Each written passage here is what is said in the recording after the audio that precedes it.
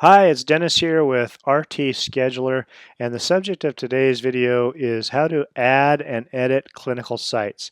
As we said before, that the system needs to know two things before you start scheduling. Certainly needs to know who your students are, so you have to have at least a few students in the system, and then it also needs to know where you want to put them during a clinical rotation, so you're going to have to tell it about some of your clinical sites. We don't ask a ton of information. It's very easy to add a clinical site, and I just want to show you how. Of course, as you log in, notice again, I've said this before, I don't want this to be a point of confusion, but you have a clock in, clock out feature. Everybody, including clinical instructors, has that ability to track their own time. What we're interested in is this little icon over in the top left that when we push, it accesses the menu system. Now, once you do that, it comes out of hiding, and then you go straight to Manage Clinical Sites. Now, if you come into our system, we already have 3 hospitals or clinical sites added. When you come in, you may have nothing there. So you may just have a button that says Add Clinical Site. And it gives you an opportunity to add your first one. Now, we're just going to pretend like we have nothing, or perhaps this is a review for you. So we're going to add a clinical site by just clicking on this button here. Now, when that happens, a form drops down. You may have to scroll down a little bit, and then we can just provide the site information there. Now, I'm just going to make up some stuff. I'm going to say this is Harrisburg Hospital, and I'm going to have to provide a contact there. So I'm just going to make up a name here, Donna Smith, RRT, and let's make up an email for her. Let's say we're Donna S. at harris.org. Sounds good. And then another phone number for Donna here. This is just so you can always have it there, and you can use it to look up and contact people at your clinical sites. And it may be the department head or somebody at the hospital that's a clinical instructor but an employee of the department. Just really whatever you choose is appropriate. So. Now, once you get here, you have the address line. The first address line, of course, has a star by it, meaning that's needed, that's mandatory. And the reason why we want to put that in there is because when your students log into their dashboard, it will actually use that address to go find a map, and it'll show them on a map. This is especially handy if they're on their mobile device or traveling to the location. They can pull that up, and in most mobile devices they may be able to touch the map, and then of course it'll begin navigation. So it's just an easy way to figure that out. Of course, once they've been to the hospital a few times, that's less important, but it is especially helpful when your students are first going to locations that they're unfamiliar with.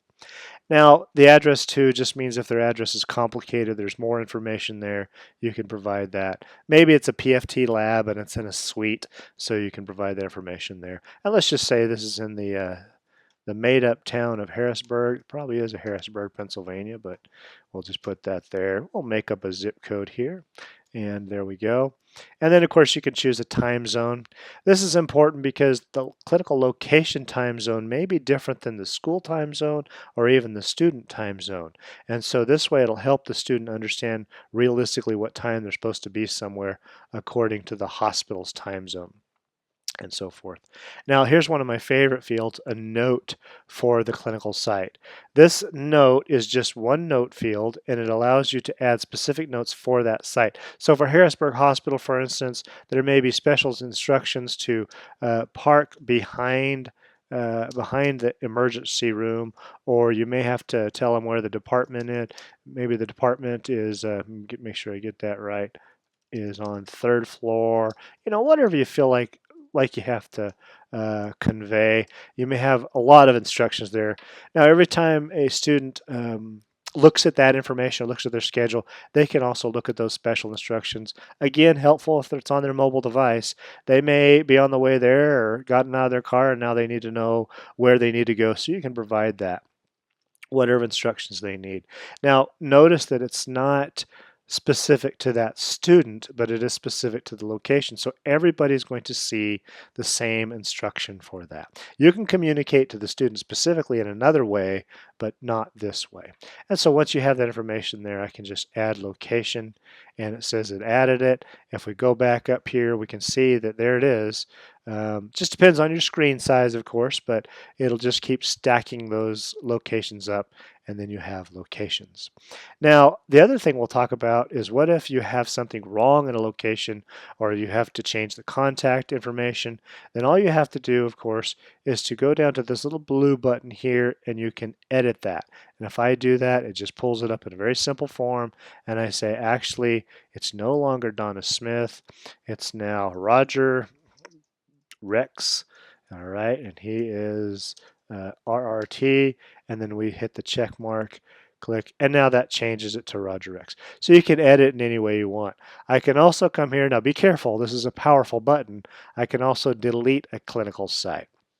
Just a note about clinical sites, right now we are not using the department concept, but so if you have several places in a hospital that you want to go, it's perfectly appropriate for you to set up Norwalk Memorial Hospital ICU or Norwalk Memorial Hospital PFT lab. So you can utilize it in that way if you want your student to go to a very specific place because that's their rotation. So hope that's helpful, and we'll also give you some other videos on how to manage RT Scheduler.